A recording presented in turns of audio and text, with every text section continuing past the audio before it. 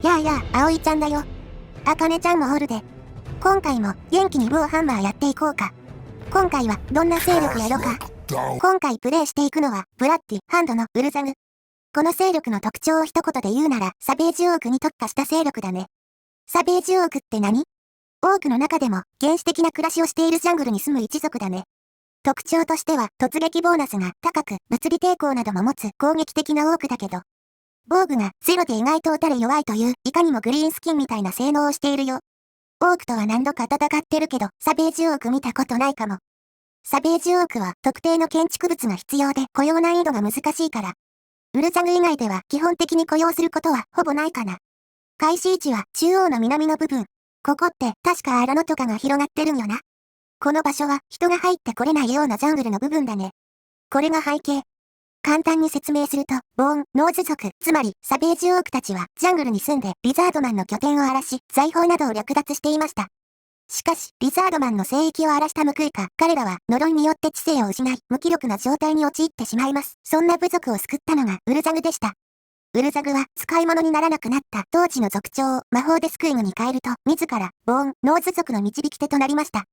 ジャングルの覇権を取り戻し、緑の肌の神々の意志を体現しようというのが彼らの大まかなストーリーですね。つまりはサベージオークともの救世主だったわけか。そういうことですね。それでは始めていきましょう。最初の相手はグリーンスキンかですね。グリーンスキン同士の戦争では敵の長を倒すとそのまま合併することが可能となります。つまり全ての拠点を無理やり奪わなくても済むってことか。ですね。まるまる太ったグリーンスキンの勢力を撃破してウハウハになるんやで。そううまくいくといいですけどね。そしてこれが今回の目的です。なんか英語になってるし前と違うな。今回から勝利条件をより史実にのっとった感じにするモッドを導入しました。バニラで雑に投入してある拠点30カ所の占領とか略奪とかから解放されます。あれ地味に大変だから助かる。勢力によってはどこも占領せずに達成できるものもありますのでバリエーションが増えますよ。ということは今回は占領しなくても済むってことか？まあ今回はがっつり占領と殲滅がありますけどね。簡単にクエスト内容を説明しておくと。今いるジャングルからリザードマンを殲滅してこの地を再び支配しようという内容ですね。条件としては、ジャングル西部、ジャングル中央、ジャングル南部、黎明の着地、神々のジャングル、ゴールデンパス、ジャングル中核部、獣の王国を直接領有するか、従属勢力もしくは軍事同盟を通じて支配維持すること。つまり、ジャングルを我々の支配に置くこと。また、サベージオークとも追いやったリザードマン勢力であるトラカとラストディフェンダーの滅亡。これが今回のクエスト達成条件となっております。ちょっとよくわからんな。領有する土地って広いんか？領有地域はざっくりこの赤線で囲んだ場所ですね。ぶっちゃけバニラのショートキャンペーンの方が難しいです。つまり難易度は下がってるわけか。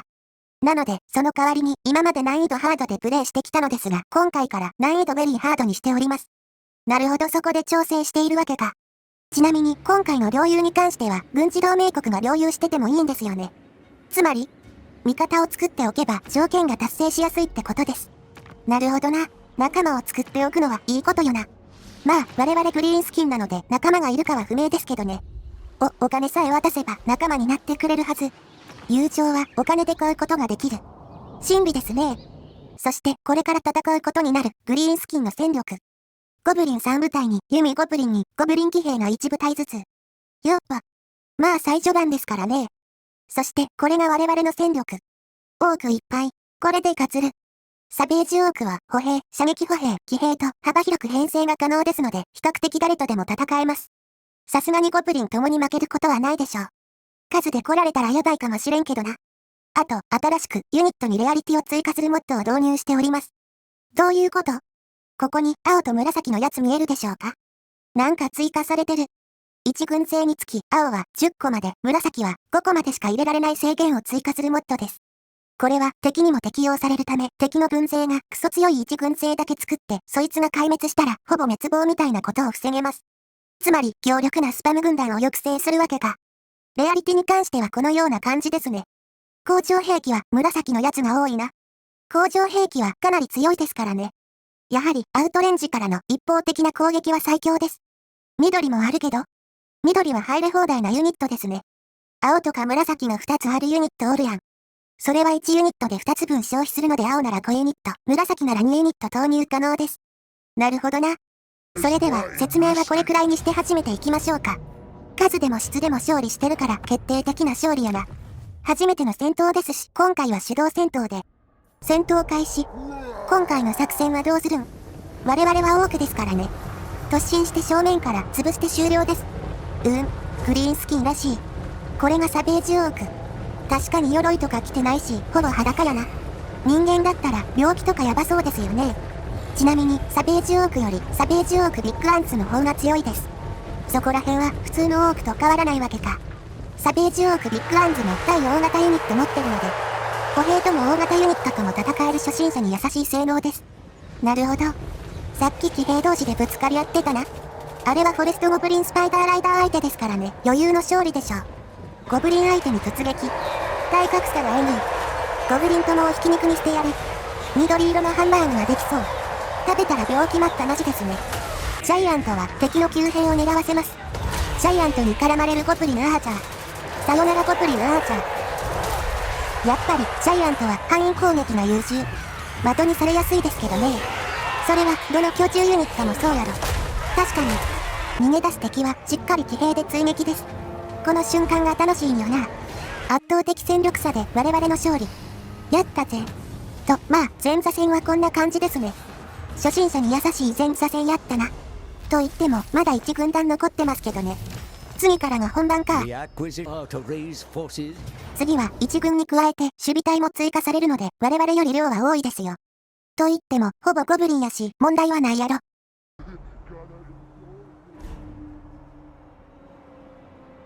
今回敵にはカタパルトがいますからね。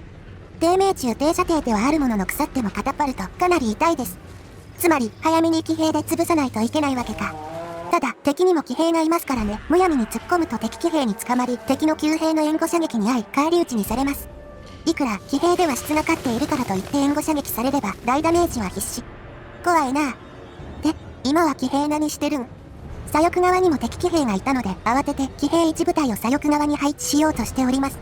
敵騎兵を放置するとこちらの急兵狙われますからね。まあゴブリン騎兵くらいは追い返してくれそうではありますが、念のためにうちの騎兵も1部隊左翼側に配置します。最初からグダグダやけど大丈夫かな。接敵するまでカット。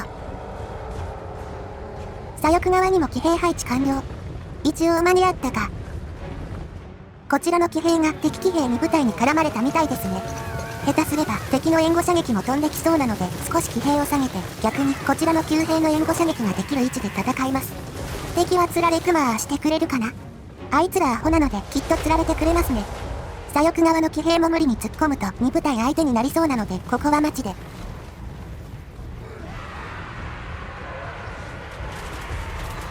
ジャイアントはいつも通り戦列を無理やり突破して後ろの急兵を狙わせます。でかいと戦列突破も楽でええよな。まあ巨獣ユニットはそういう役割も大きいですからね。あとは的。巨獣ユニットは回復遅いからあんまりダメージ食らわせたくないけどな。敵騎兵1部隊は援護射撃の甲斐もあって敗走寸前ですね。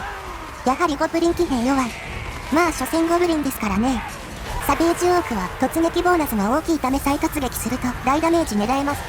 突撃ボーナスはなんと49。これは下手な衝突騎兵よりも高い数字です。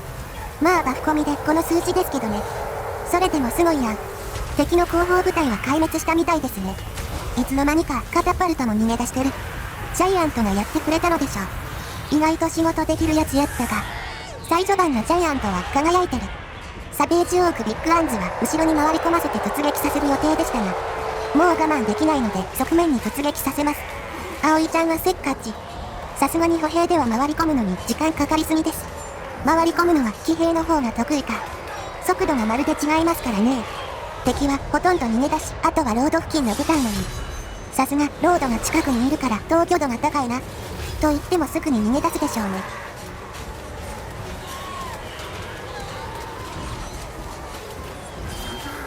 オークとライダー相手か。そういえばこっちの騎兵は追撃させてます。まあ歩兵相手にするなら放置しても問題はないでしょう。